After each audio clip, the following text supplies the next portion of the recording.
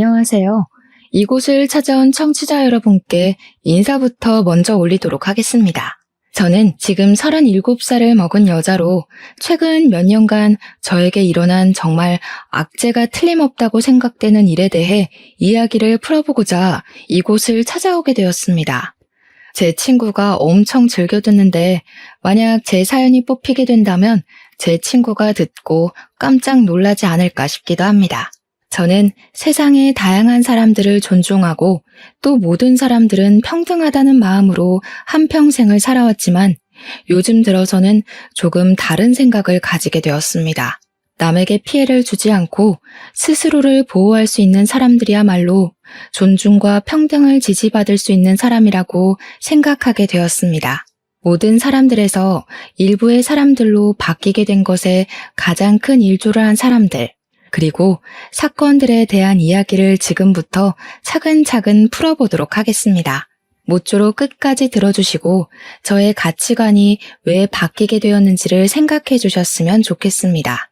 물론 이 사연을 들으시는 분들에게는 어떻게 저런 일들이 생길 수 있지?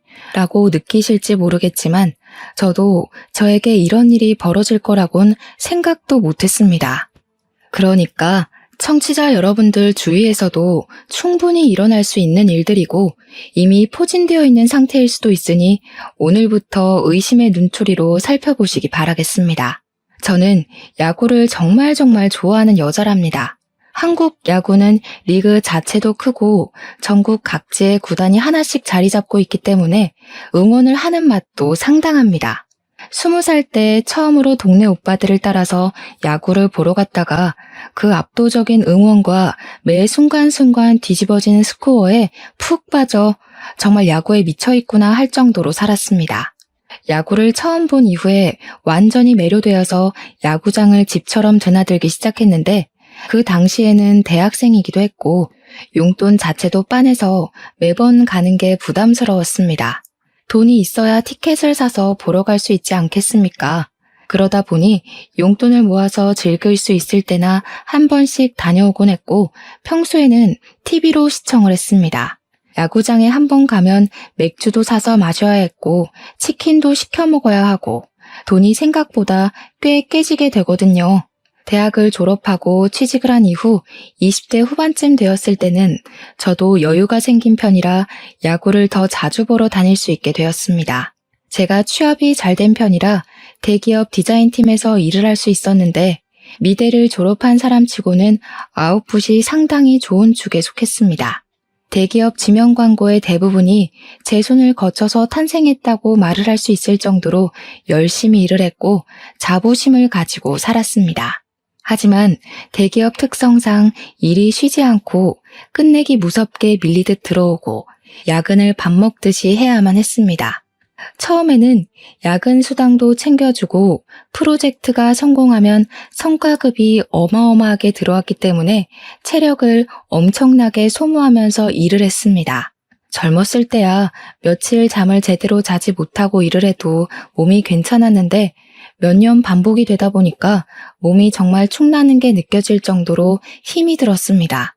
몸만 힘들면 운동이라도 해서 버티겠는데 정신적으로도 스트레스를 너무 많이 받고 사람이 피폐해진다는 게 느껴지더라고요.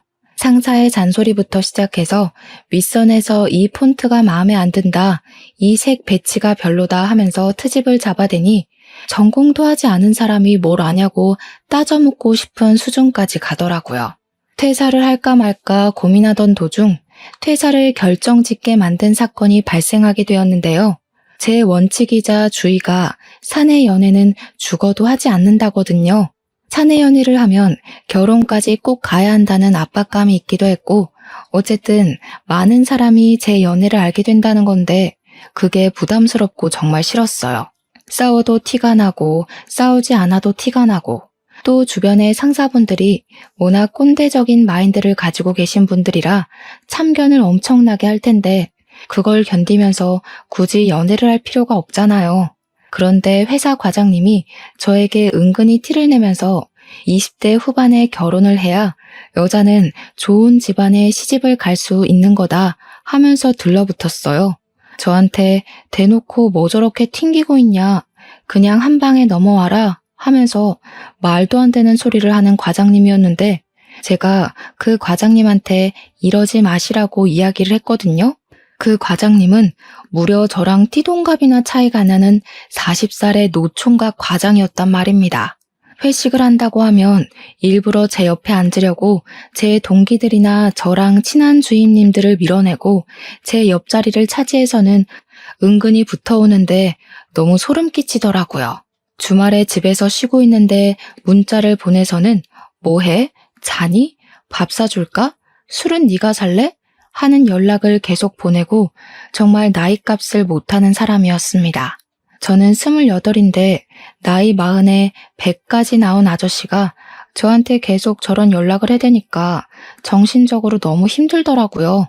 얼굴도 별로였고 딱 봐도 아빠 같은 사람이나 다름없었고 심지어 머리까지 점점 빠지고 있는 호라비 같은 남자였다고요. 더 어이가 없는 건 회사 사람들을 어떻게 구워 삶은 건지 과장님이랑 친한 분들이 자꾸 저한테 저만한 남자가 없다면서 은근히 붙여놓으려고 하는 겁니다. 회사 사람들까지 한 통속으로 굴어대면서 대리며 팀장이며 그 과장만큼 착한 사람이 없다고 대기업 다니는 사람 둘이 만나면 잘 먹고 잘 살겠지 하면서요. 그 과장님은 주변 사람들이 자기를 돕는다는 것에 용기를 얻은 것인지 뭔지 저한테 사랑한다, 제가 없으면 자기는 죽을지도 모른다 하는 게 아니겠습니까? 저한테 저랑 사귈 수 있다면 제가 원하는 모든 걸 해줄 수 있다고 해서 그게 너무 짜증나는 나머지 그럼 그냥 죽으세요 하고 보냈어요. 그런데 사내의 소문이 이상하게 나더라고요. 한 여자만 바라보는 순정남에게 매정한 말투로 죽으라고 했다고 제가 나쁜 년이라면서 말이죠. 탕비실에 갔는데 그 무리들의 싸늘한 시선이 진짜 말로 표현할 수 없어요. 애초에 저는 발 디딜 틈을 주지 않았는데 제가 여지를 줬으니까 노총각이 저에게 마음을 품은 거 아니겠냐고 자기들끼리 수군거리더라고요. 그냥 처음에는 그래, 너네들끼리 잘 떠들어봐라. 나는 그래도 꿈쩍하지 않겠다 하면서 애써 무시하는 마음을 먹으며 지냈었습니다. 그런데 시간이 지날수록 저는 사람을 손바닥에 두고 가지고 노는 나쁜 년이 되었고 그 때문에 하나둘 은근히 저를 따돌리기 시작했습니다. 과장님은 저에게 그런 소문은 자기랑 사귀기만 하면 잠잠해질 것이다. 자기는 모은 돈도 많고 능력도 꽤 있으니 연애 없이 바로 결혼해도 좋다 하는 게 아니겠습니까? 저에게 과하게 집착을 하는 그 노총각 과장님에게 저는 점점 진절머리를 치게 됐고 그러면 그럴수록 거머리처럼 들러붙는 행동에 정말 딱 정신이 나갈 것 같았습니다. 견디지 못한 저는 팀장님께 일을 그만두겠다고 이야기를 했고 팀장님은 저에게 별다른 말 없이 사표를 수리해 주시겠다고 했습니다. 팀장님 또한 저와 노총각 과장을 엮던 사람이라 그런지 제가 그만둔다고 하는데 몸이 안 좋냐, 왜 그러냐 이런 말도 없이 아이고 우리 과장 어떡하냐 하는 소리나 하더라고요. 저는 마지막까지도 제가 힘든 것은 생각도 하지 않고 노총각 과장 편만 드는 회사 사람들에게 치를 떨었고 결국에는 회사 감사팀에 가서 직장 내 괴롭힘 신고를 했습니다. 회사 측에 직장 내 괴롭힘으로 인해서 사직서도 냈고 이대로 넘어가기에는 내가 당한 정신적 피해가 크다고 산재 처리를 하고 싶다고까지 했습니다. 처음에는 알아보겠습니다 정도였던 감사팀에서도 제가 고용노동부와 신고센터에 신고를 하겠다, 인터넷에 올리겠다고 하니 일 처리를 빠르게 하더라고요. 회사에서 제 이야기를 꼼꼼하게 들어주고 제가 그동안 들었던 소문과 그 소문의 원흉에 대해서도 차근차근 설명을 했습니다. 저는 퇴직을 했고 그 이후 노총각 과장은 지방으로 좌천이 됐다고 하네요. 그리고 저와 과장 사이에서 저울질을 하며 과장을 도왔던 사람들 모두 직장 내 괴롭힘이 인정되었습니다. 다들 3개월씩 감봉을 당했고 회사 게시판에는 그들이 저를 괴롭혔던 내용들이 숨김없이 전부 실명을 포함해서 기재되어 올라가게 되었습니다. 그 일로 쪽팔리다며 그 좋다는 대기업을 그만둔 사람도 있다고 하니 결과적으로는 잘된 일이라고 생각합니다. 회사 사람들 일부는 저에게 너무하다며 연락을 했고, 일부는 고생했다, 버티느라 마음고생 심했겠다 하며 연락이 왔는데, 당시에는 모른 척 하더니 이제 와서 왜 그러는지 어이가 없더군요. 저는 회사와 관련된 모든 사람의 연락처를 차단하는 것으로 마무리 지었습니다. 저는 그동안 회사에서 받았던 스트레스를 풀기 위해서 퇴직한 기념으로 야구를 보러 다니기로 결심을 했습니다. 제가 퇴사를 한 시점이 야구의 개막 시점이기도 해서 타이밍이 아주 나이스하다고 생각을 하고 야구 티켓들을 알아보기 시작했는데 제가 퇴직금을 받지 않았겠습니까? 정신적인 스트레스도 풀 겸 쉼없이 달려온 인생이니 1년 정도는 쉬어야지 하고 마음을 먹었기 때문에 아주 큰 마음을 먹고 엄청 비싼 시즌권을 구매하게 되었습니다. 야구를 보러 간다고 생각을 하니 가슴이 두근거려서 잠이 오지 않을 정도로 신이 나 있었습니다. 저는 회사 생활을 잘한 덕분인지 저희 회사 하청업체 사장님들에게서 간간히 외주 제작으로 지명 광고를 부탁하는 일들이 들어오기 시작했습니다. 평일에는 야구가 오후 시간대에 시작을 했기 때문에 아침에 일어나서 야구 시간이 다가오기 전까지는 외주 일을 하면서 용돈벌이를 하기 시작했습니다. 스스로 재택근무의 퇴근 시간을 정해놓고 일이 끝나면 바로 야구를 보러 가기 위해 야구장으로 달려갔습니다. 제가 혼자 가서 맥주도 마시고 안주거리도 하고 하면서 응원을 했는데 저는 워낙 성격이 혼자서도 잘하는 성격이라 그런지 전혀 위화감 없이 잘 다녔어요. 그러다 보니 자주 야구를 보러 오시는 분들이 저에게 말을 걸기도 하고 같이 응원을 하기도 하면서 친구들도 꽤 사귀게 되었고요. 시즌권이라는 게 구매를 하게 되면 지정 자리를 얻게 되는데 제 옆에 우연히도 저처럼 혼자 야구를 즐기는 남자분이 한 분 있었습니다. 저랑 성향이 비슷한 건지 혼자 와서 맥주와 안주를 챙겨서는 주야장천 야구만 보는데 이거저거 물어보는 말도 없고 서로 할 거 딱 하니까 편하고 좋더라고요. 나중에 친해진 사람들은 저에게 혹시 그 남자분이랑 커플인 거냐고 둘이 어쩜 말없이 야구만 보냐고 물어보는 사람들도 있었습니다. 커플은 무슨 개뿔 커플이겠냐고 웃으면서 대꾸를 하고 야구에 집중하기를 한 3달쯤 됐을까요? 그날 경기가 잘 풀리지 않아서 저희가 지고 있는 상황이었습니다. 하필 딱 중요하게 만루의 원아웃인 상황이었고 역전도 가능한 공격 타이밍에 제 맥주가 뚝 떨어지고 말았던 것입니다.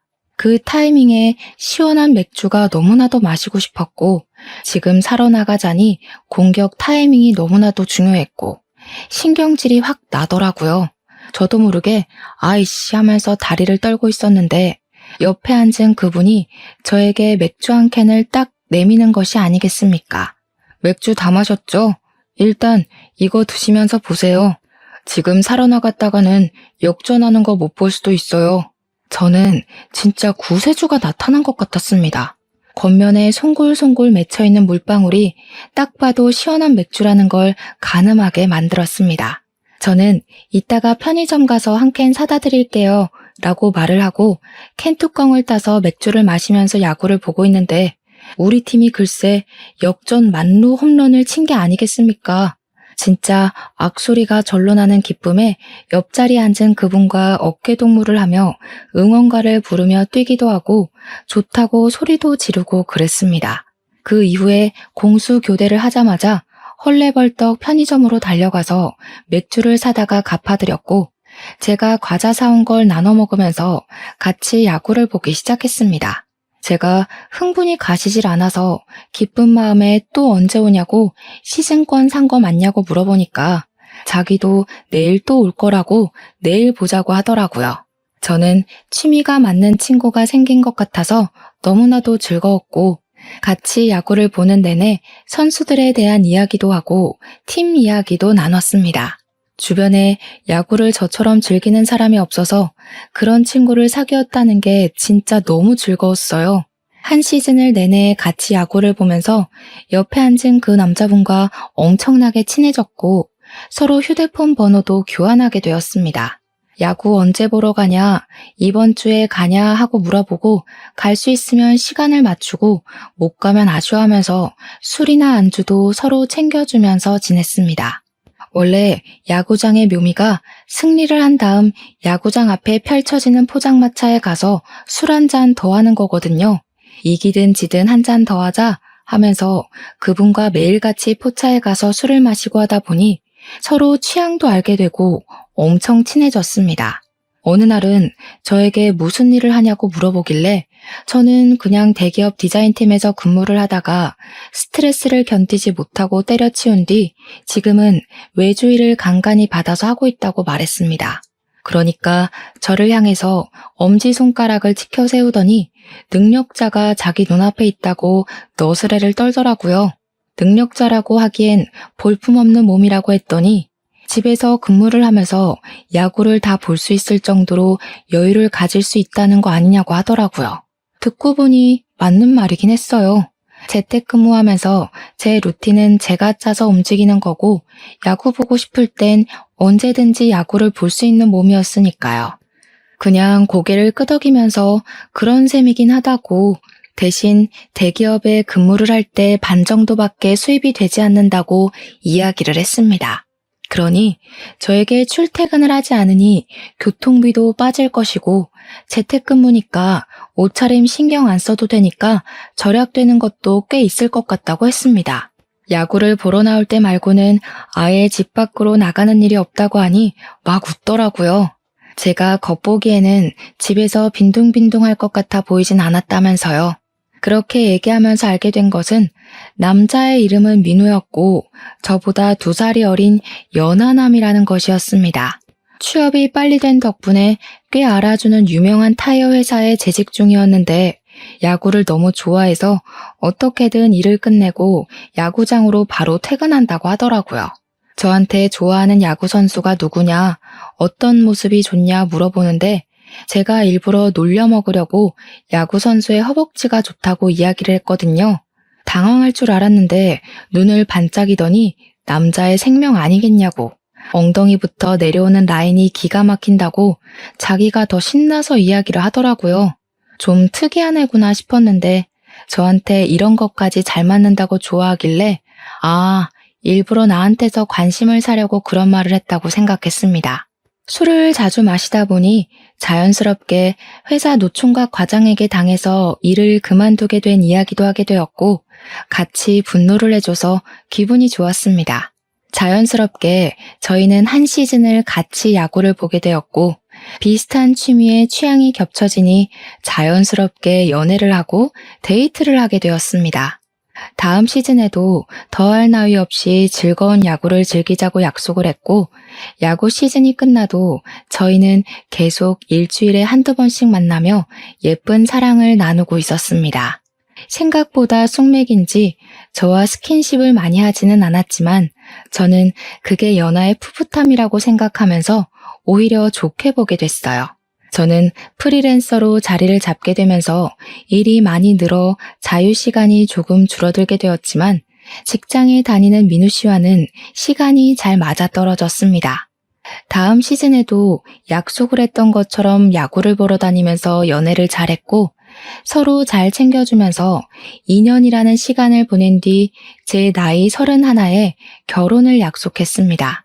결혼을 약속했으니 당연히 시댁에 인사를 드리러 갔는데 시모 반응이 의외였습니다. 저를 보자마자 눈을 동그랗게 뜨면서 여자친구라고? 정말? 하면서 민우 씨에게 되묻는데 민우 씨 얼굴도 약간 붉어져서는 끄덕이더라고요. 의외의 모습이 있네 하고 귀엽다고 생각한 것도 잠시 시모 될 사람이 저에게 하는 일이 무엇이냐고 물어보았고 저는 제 일에 대해 열정적으로 설명을 했습니다. 하지만 옛날 사람이라서 그런 건지 프리랜서라는 개념 자체를 잘 이해하지 못하시더라고요. 우리 아들은 유명한 타이어 회사에 다니고 있는데 너는 집에서 논다는 거 아니냐? 아니에요, 엄마.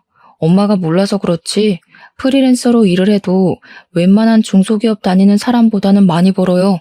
아니, 암만 그래도 떡하니 직장명이 붙은 회사에 다니면서 일을 해야지. 프리랜서라는 게 일이 끊기면 아무것도 없는 백수나 다름없는 거 아니야? 나는 걱정이다. 너네가 결혼하고 나서 어떻게 될지 아무것도 모르는데 직장이라도 튼실해야지. 민우 씨는 계속해서 시모에게 제 편을 들어주었고 그게 불편했는지 어느 순간부터 시모가 입을 꾹 다물더라고요. 물론 민우 씨가 대신 변명을 해주니 저는 아예 입을 열 타이밍도 없어서 편하긴 했지만 시모가 우리 아들을 구워 삶아 먹은 여자 보듯이 보니까 좀 불편하긴 했습니다. 다들 입을 다물었으니 정적이 흐르는 와중에도 끝까지 시모는 표정으로 저에게 마음에 안 든다는 기색을 보였어요. 그 분위기에서 시부가 뜬금없이 한마디를 하셨는데 그 말로 인해서 분위기는 더 험악해졌습니다. 집에서 평생을 놀고 먹기만 한 옆에 내가 알긴 뭘 알겠어. 요즘은 저렇게 자기 전공 살려서 편하게 눈치 안 보고 일하는 게 제일 좋은 거지.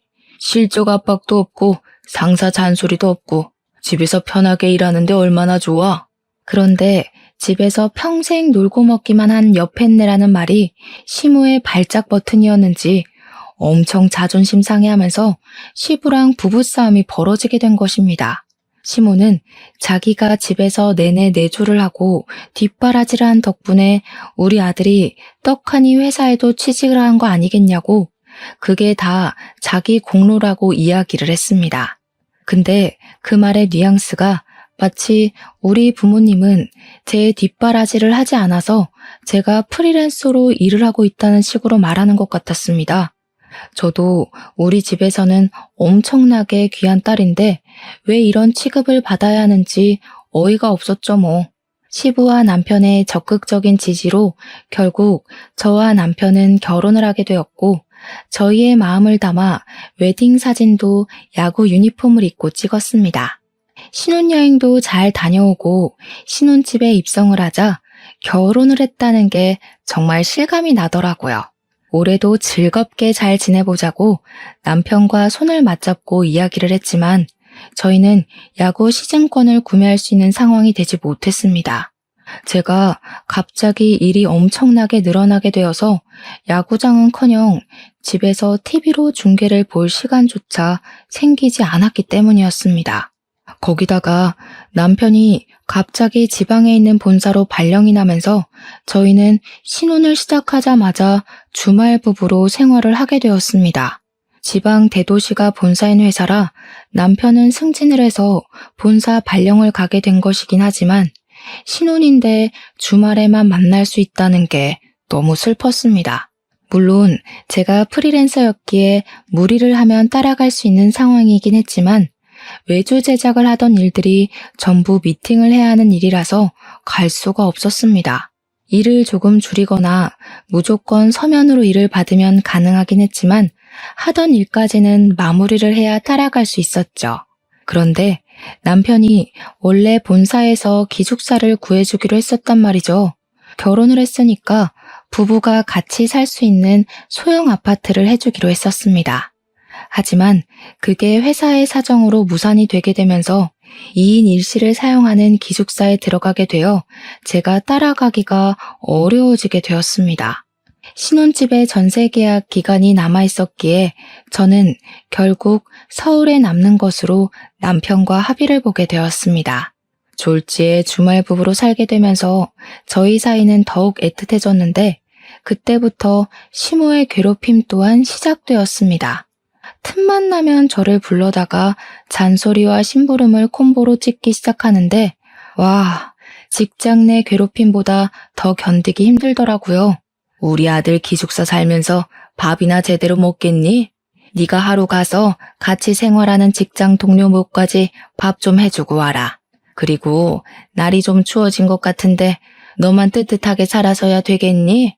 가서 전기장판이랑 이불도 좀 갖다 주고.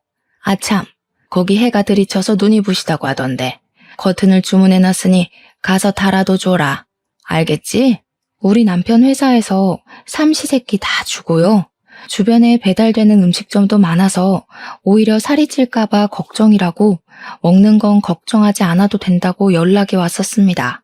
기숙사 난방 또한 너무 잘 돼서 추운 걸 느낄 시간도 없다며 더워서 반팔만 입고 지낸다고 이야기도 했고요. 거기다가 커튼. 진짜 너무 어이없지 않나요? 제가 운전을 할 줄 몰라서 그걸 가져다 주려면 기차를 타고 가야 하는데 기차 타고 커튼 들고 기숙사를 찾아가서 장치까지 전부 달아주고 오라고 하는 게 너무 황당하더라고요. 그렇게 6개월이라는 시간이 흐르고 어느 날 남편이 갑자기 저한테 할 말이 있다고 하더니 돌연 퇴사를 하고 싶다고 이야기를 하는 것이 아니겠습니까? 저는 직장 내 괴롭힘이라도 있는 건지 걱정이 되었는데 그냥 서울에 가고 싶다고 향수병에 걸릴 것 같다고 징징거리더라고요. 그러지 말고 다시 서울로 발령받을 수 있게 신청을 해봐라 했는데 지원자도 너무 많고 자기가 아직 짬밥이 얼마 안 돼서 방법이 없다고 하더라고요. 언제까지 주말부부로 살 수 없지 않냐면서 아직 결혼한 지 1년도 안 됐는데 신혼 초부터 이렇게 떨어져 있는 게 말이 안 되는 것 같다고 저에게 졸랐어요. 저는 남편이 주말에도 가끔 잔업을 할 때가 있어서 혼자 야구를 보러 다니고 있었는데 그것조차 서운하다고 이야기를 하더라고요. 자기는 스트레스 받아서 탈모까지 올 지경인데 저는 혼자 야구 보러 다니면서 잘 지내고 있는 게 배알이 꼴린다나 뭐라나. 그러면서 자기가 어릴 때부터 하고 싶었던 일이 있었다고 퇴사를 하고 그 일을 하고 싶다고 했습니다. 어디 한번 말이나 들어보자 해서 무슨 꿈이 있었냐고 했더니 수의사가 되고 싶다는 게 아니겠습니까? 멀쩡히 회사 다니다가 갑자기 수의사라고 하니까 제가 벙찌게 됐죠. 너무 황당한 소리를 장황하게 늘어놓길래 제가 한 소리를 했습니다. 멀쩡히 잘 다니던 타이어 회사를 그만두고 지금 수의사가 되겠다고 하는 게 말이 되는 소리야? 우리 결혼도 했는데 현실을 봐야지. 그리고 당신이 수의대학을 나온 것도 아니고 갑자기 수의사를 어떻게 할 건데? 그러니까 뭐 대학을 다시 가고 어쩌고 하길래 말도 안 되는 소리 하지 말고 일이나 열심히 하라고 전화를 끊었더니 남편이 시모에게 전화를 해서 징징거렸나 봅니다. 시모가 저한테 수의사도 의사 아니냐면서 짱짱한 직업을 가지겠다는데 왜 말리냐고 우리 아들 공부 잘했다고 편을 들더라고요. 제가 수의사랑 의사는 다른 거 아니냐?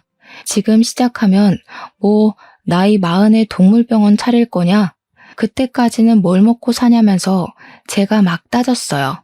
그러니까 동물을 살리는데 의사랑 똑같은 거라고 남편이 하고 싶어 하는데 뒷바라지 해주겠다는 말도 안 하고 꿈부터 포기하라고 하는 게 너무 이기적이래요. 이제 와서 이기적으로 굴고 있는 게 누군데 적반하장으로 그런 소리를 하는 건지. 어머님, 결혼까지 한 마당에 저희 가족 계획도 세워야 하지 않겠어요? 애는 언제 가지냐고요. 지금 공부하기는 너무 늦은 것 같아요. 남편도 벌써 30인데 지금 수능 보고 한 번에 붙을 거라는 보장도 없고요. 예, 남자 나이 30이면 짱짱한 나이지. 말이 어찌나 안 통하던지 자기들끼리 아주 짝짝꿍이 맞은 건지 답은 정해놨으니까 저는 그냥 알겠습니다만 하래요. 예전에 호랑이 담배 피우던 시절부터 남자가 하는 일에 여자가 간섭을 많이 하면 일을 그르치는 거야. 너는 우리 아들 내조할 생각이나 하고 있어. 그리고 너 결혼할 때 뭐라 그랬니? 너도 돈 번다며? 중소기업 다니는 애들보다 많이 번다고 떵떵거려 놓고 우리 아들 공부 하나 못 시키니? 자고로 남자가 잘 돼야 집안이 서는 거다. 괜히 남자한테 집안의 대들보다 기둥이다 하겠어? 말이 안 통하는 시무는 그렇다 치고 시부까지도 원래 남편이 공부를 잘하던 놈이긴 했다면서 한번 믿고 지켜봐 주라고 하더라고요. 취업은 또 하면 되는 거라고 쉽게 말을 하는데 솔직히 요즘 취업이 하늘의 별 따는 것만큼이나 어려운 거잖아요. 결국 남편은 저에게 말도 없이 퇴사를 한 뒤 짐을 싸서 신혼집으로 돌아왔고 공부를 하겠다면서 독서실을 끊더라고요. 제가 야구 보러 간다고 나갈 때에도 자기는 공부한다고 집에서 공부만 하길래 마음 잡고 하나 보다 했는데 수능 성적이 아주 처참했습니다. 4등급, 5등급 천국이더라고요. 공부를 그리 열심히 하더니 도대체 뭘 한 건지. 어떻게 이런 성적이 나오는 주제에 수의대학을 가겠다고 나댄 건지 어이가 없었죠. 제가 황당해하니까 남편이 필사에 변명을 하는데 너무 오랜만에 공부를 한 거라서 머리가 굳은 것 같다고, 원래 자기 성적이 이렇게 처참하지는 않았다고 하대요. 1년을 더 공부하면 분명히 좋은 성적을 낼 수 있을 거라고, 1년만 더 해보겠다고 하는데 제 머리가 지끈거려서 진짜 뒤로 넘어가고 싶었습니다. 근데도 시모는 우리 아들 잘할 수 있어. 엄마가 계속 응원할게. 하고 있는 겁니다. 도대체 미리미리 공부 좀 시켜놓지 왜 하필 저랑 결혼을 한 이후에 공부를 하겠다고 하는 건지 이해가 가지 않더라고요. 시모한테 제가 미리미리 공부 좀 시키지 그랬냐고, 수의대 가고 싶어 했으면 애초에 그쪽으로 대학을 입학했으면 되는 거 아니냐고 하니까 시모가 입을 삐죽하대요. 고3 때만 해도 수의사가 되고 싶다는 말이 없어서 경영학과를 간 것이라면서 우리 아들이 사업가 기질이 있다고 하는데 피식했죠. 그냥 성적 맞춰서 대충 경영대학 들어간 것 같은데 사업가 기질은 개뿔. 결국 남편은 재수를 했고 저는 1년 동안 외주일에 매달리며 생활비도 벌고 남편 공부도 시키고 문제집도 사주고 강의도 끊어주고 엄청 바빴어요. 저희 신혼집의 전세 계약이 끝나가는 시점이기도 했기 때문에 돈을 모아두는 게 중요하다고 생각을 하며 통장 잔고를 긁어모으고 있었습니다. 그러다가 한 업체에서 이렇게 소처럼 일을 할 거면 자기네 회사에 들어오는 게 어떠냐고 제안을 해주셨습니다. 디자인 일이라는 게 원래 이것저것 다 받아서 하다 보면 각 회사마다 스타일이 다르기 때문에 중구난방으로 하게 되거든요. 자신만의 스타일을 고집하지 못하니까요. 하지만 한 곳에 소속이 되면 그 회사의 스타일대로만 일을 하면 돼서 사실 일하기엔 그 편이 더 편합니다. 게다가 월급도 지금 버는 것에 비해 훨씬 많이 주겠다고 하는데 제가 거절할 처지가 아니구나 싶더라고요. 남편이 백수나 다름없으니까요. 제가 취직을 결정하자 시모가 엄청나게 좋아하더라고요.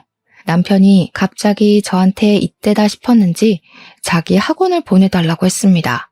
집에서 인터넷 강의만 들으니까 집중이 안 된다면서 선생님이랑 같이 공부를 하고 싶다고 하는데 원래 공부를 시작할 때 시부가 도움을 좀 주기로 했었거든요. 제가 시부를 빤히 바라보니 눈을 돌리는 거 있죠?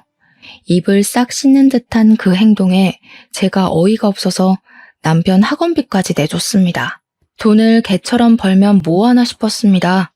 버는 족족 남편 공부 뒷바라지 하는데 꼬라박고 있었으니까요. 결국 남편은 재수를 했고 가채점 결과 성적이 꽤 잘 나왔더라고요. 서울에 있는 중위권 대학 4년제는 충분히 가겠다 싶어서 축하한다고 했습니다. 근데 남편이 제 손을 잡고 그러는 거예요. 이왕이면 사자 이름 붙는 직업인데 학교 이름이 엄청 중요한 거 알지? 내가 이번에 성적이 잘 나오긴 했는데 외국어가 좀 별로였어. 1년만 더 하면 이름 있는 명문대도 갈 수 있을 것 같은데 나 한 번만 더 응원을 해주면 안 될까? 그걸 뭘 물어보고 하니? 당연히 명문대 가는 게 훨씬 좋지. 어차피 우리 며느리가 일을 하고 있는데 너는 편하게 공부만 해. 제 의견은 듣지도 않고 자기들끼리 앞으로 잘하겠다, 꼭 명문대에 붙겠다 하면서 난리가 났고 원서 접수조차 하지 않았더라고요. 남편은 삼수를 시작했고 저는 1년 동안 남편 얼굴도 보기 싫어서 내내 야구를 보러 다니고 주말에는 카페에 나와서 시간을 보내고 했습니다. 물론 제가 취직을 한 이후에 시모의 괴롭힘도 사라져서 나쁘진 않았지만요.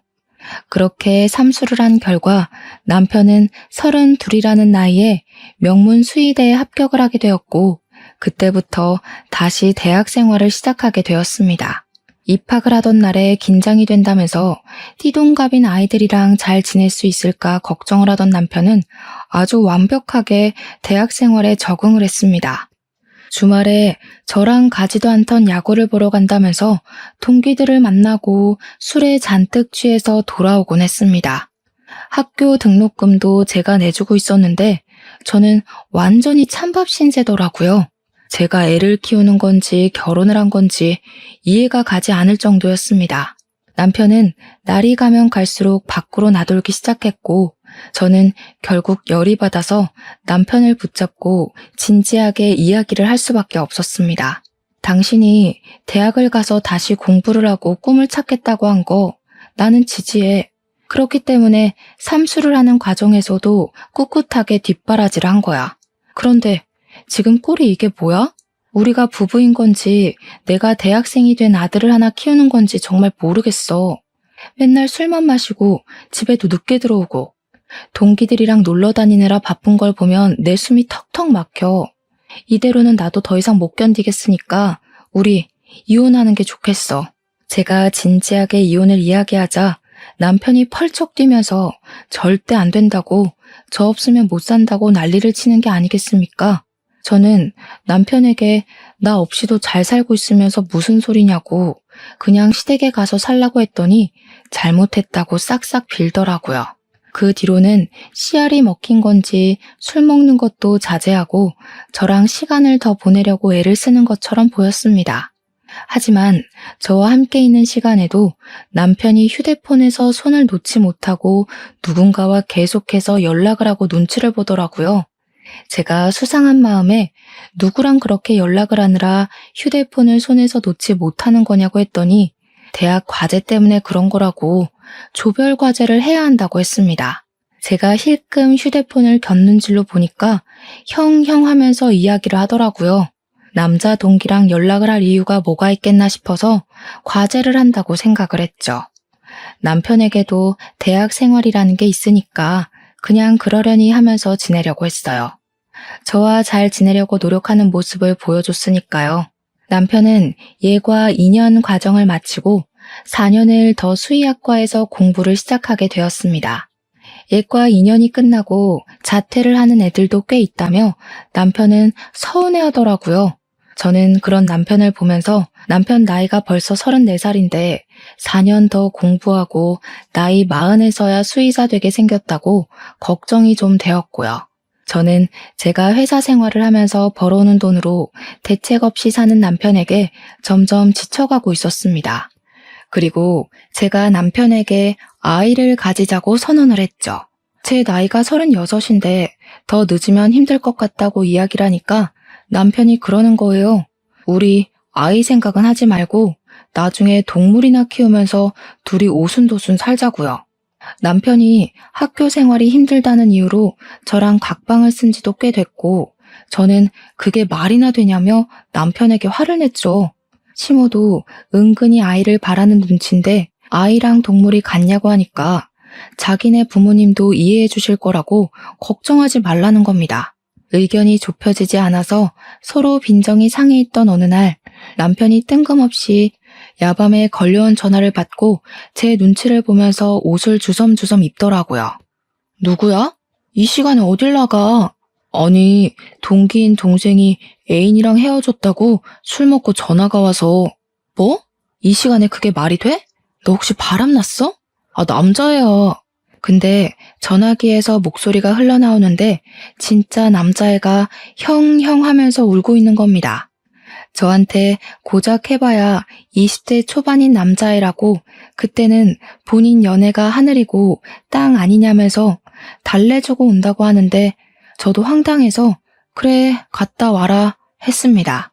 그 이후에도 남편은 학교 생활에 빠져서 툭하면 나가고 툭하면 남자 동기들 만난다고 술 먹고 그런 생활을 반복하다 제가 어느 날 꼬리를 잡게 되었습니다. 제이라는 여자에게서 온 문자를 보게 된 것인데 내용이 보고 싶다는 말이었습니다. 저는 놀래서 남편 휴대폰을 빼앗아 문자 목록을 뒤지는데 남자애들 이름 사이에서 제희 딱 2글자로 저장된 이름을 발견한 거죠. 여자로서 순간 직감이 들었고 문자 내용도 보고 싶다, 뭐하냐, 목소리 듣고 싶다 그런 내용만 가득한 게 아니겠습니까? 저는 배신감에 치를 떨면서 남편에게 해명을 하라고 했고 남편은 사색이 되었습니다. 아니 그런 게 아니라 아무 말도 못하고 계속 그런 게 아니다만 반복하는데 대학을 가서 새파랗게 어린 여자랑 바람이 났다는 게 진짜 믿어지지가 않더라고요. 제가 부들부들 떨면서 당장 시댁에 가서 이야기를 하겠다고 옷을 입고 나오니 남편이 저를 따라오면서 오해라고 변명을 시작했어요. 하지만 저는 들리지 않았습니다. 그리고 그 야밤에 시댁을 찾아가 시부모에게 남편이 바람이 났다고, 대학에 가서 어린 여자랑 바람이 났다고, 그년이랑 야구도 보러 가고 데이트도 했다고 다 고자질을 했죠. 문자를 보는데 저랑 했던 데이트를 그대로 그 여자와 했더라고요. 저는 열받아서 눈물도 나오지 않았습니다. 시부는 진짜냐고 몇 번이나 되묻고는 남편의 뺨을 그대로 내리쳤습니다. 우리 며느리가 뒷바라지 다 해서 대학 보내놨더니 그런 식으로 뒤통수를 때려? 바람을 펴? 아니, 아들 뺨은 왜 때리고 그래? 보아하니 임신도 못하는 게 지가 돈 번다고 우리 아들 무시하고 그랬겠지. 제가 오죽하면 딴 데 눈을 돌렸겠어? 더 들을 필요도 없을 것 같아요. 이혼하겠습니다. 그래, 나도 너 마음에 안 들었어. 꼴랑 그거 본다고 유세 떨기는. 이혼해. 남편은 안 된다고 제 다리를 붙잡고 늘어지는데 시모는 남편 등짝을 때리면서 추잡하게 굴지 말고 이혼하라고 하대요. 남편이 계속해서 협의 이혼을 거부하는 바람에 저는 변호사를 선임해서 소송을 진행했고 상간녀 소송 또한 준비를 했습니다. 전화번호랑 이름이랑 전부 변호사에게 넘기고는 알아서 잘 처리를 해달라고 했는데 이혼을 진행하던 도중 변호사가 저에게 연락을 해왔습니다. 사모님, 제이라는 이름으로 남편분 주변 상간녀를 찾아보고 소장 접수도 다 했는데요. 법원에서 시정 명령이 나왔어요. 그게 상간녀가 아니라 제이라는 사람이 남자라는데요. 저는 제가 들은 말이 뭔 말인지 한참을 생각해야 했습니다. 그러니까 남편이 바람을 피운 상대가 여자가 아니라 남자라는 것이었습니다. 저를 만나기 전부터 그랬던 건지 뭔지 모르겠지만 남편은 양성애자였고 대학에 가서 남자와 바람을 핀 거죠. 어쩐지 저랑 부부 생활도 매끄럽지 않았고 이상형 이야기를 나눌 때도 자꾸 남자 이야기를 그렇게 하더니 그게 저에게 환심을 사려고 한 행동이 아니라 진심이었던 것입니다. 남편이랑 이야기를 하려고 하니 남편은 저에게 시댁으로 오라고 하더군요. 저랑 이혼한다고 시부에게 맞아서 다리를 깁스해서 못 움직인다는 것입니다. 시댁에 가니 시부는 미안하다고 저랑 눈도 못 마주치시는데 시모는 저에게 뻔뻔하게 여길 나타나냐고 한 소리 하시대요. 물어보고 싶은 것만 물어보고 갈 거예요. 당신이랑 바람난 그 상간녀가 아니라 상간남이더라? 제이가 여자가 아니라 남자래. 어떻게 양성애자인 걸 감쪽같이 속이고 남자랑 바람을 피워? 네가 사람이니? 그러니까 남편 얼굴이 창백해지고 시부는 눈알이 돌아가고 시모는 개거품을 무시더군요. 그게 무슨 소리냐고 물어보길래 저도 똑 부러지게 말씀드렸죠. 법원에서 상간녀 소송 정보 시정 명령이 내려왔더라고요. 주민번호 뒷자리가 2가 아닌 1로 시작해야 된다고요. 이 미친 정신병자 새끼가, 이 쓰레기 자식, 당장 내 집에서 나가! 시부가 바로 방에서 골프채를 들고 나오시는데 우리 시모는 남편을 붙잡고 우리 아들이 그럴 리가 없다고 막 소리를 치셨습니다. 도대체 누구 인생을 망치려고 나랑 결혼을 했어? 혼자 얌전히 살지. 혹시 나는 네가 남자들을 만나러 다니기 위한 방패막이었니? 그러니 남편이 아무 말도 못하고 울더라고요. 그래서 애도 갖기 싫다고 한 거야? 어쩐지 이상하다 싶었어. 아주 심각한 병에 걸려서 평생 고통받았으면 좋겠다. 그 말을 하고 뒤돌아 나오는데 시모가 저를 붙잡고는 매달리더라고요. 내가 우리 아들 정신병원에라도 보내서 멀쩡하게 만들 테니까 이혼하지 말고 그냥 살아줄 수 없겠니? 내가 잘못했다, 어? 우리 재산도 다 넣어주고 네 눈앞에 나타나지 말라고 하면 안 나타날게. 제발 우리 아들 버리지 마라, 응? 시모는 아들이 남자를 좋아한다는 것을 받아들이지 못해서 그나마 저랑은 결혼까지 했으니 제가 옆에 붙어 있어 주길 원하는 눈치였습니다. 제가 정신 나갔어요? 위자료나 준비하세요. 재산 분할도요. 이혼은 당연히 저에게 유리한 조건으로 이루어졌고 요즘은 꽤 있는 사례라고 이렇게 이혼하는 사람들이 많다고 변호사가 알려주더군요. 위자료가 입금되자마자 저는 휴대폰 번호도 바꿔버렸습니다. 회사까지 찾아올까 무섭긴 했지만 이혼 서류 마무리되자마자 시댁에 한 번만 더 나를 찾아오면 아들이 양성애자인 거 소문내겠다고 하니 코빼기도 보이지 않더라고요. 제가 위자료 3천만 원을 받고 상간남 소송으로 정신적 피해보상 금액까지 위자료 1천만 원을 더 받았는데 시부가 저에게 미안하다며 5천만 원을 더 주셨습니다. 그동안 제가 남편 뒷바라지를 한 게 6년이 넘어가니까요. 저는 그냥 감사합니다 하고 그 돈 받고 차단을 해버렸습니다. 그 돈으로 저는 내년에 야구 시즌권이나 구매해서 보려고 해요. 이 돈을 다 쓰지 않으면 자꾸 전 남편에 대한 기억이 떠오를 것 같아 저를 위해 사치도 좀 해보려고 합니다. 저처럼 황당한 일로 이혼하신 분들이 많진 않겠지만 저와 같은 일을 겪고 계신 분이 있다면 당당하게 이혼하라고 전하고 싶네요. 앞으로 이런 일로 기만당하는 사람이 없길 바라면서 글을 마무리하겠습니다. 감사합니다.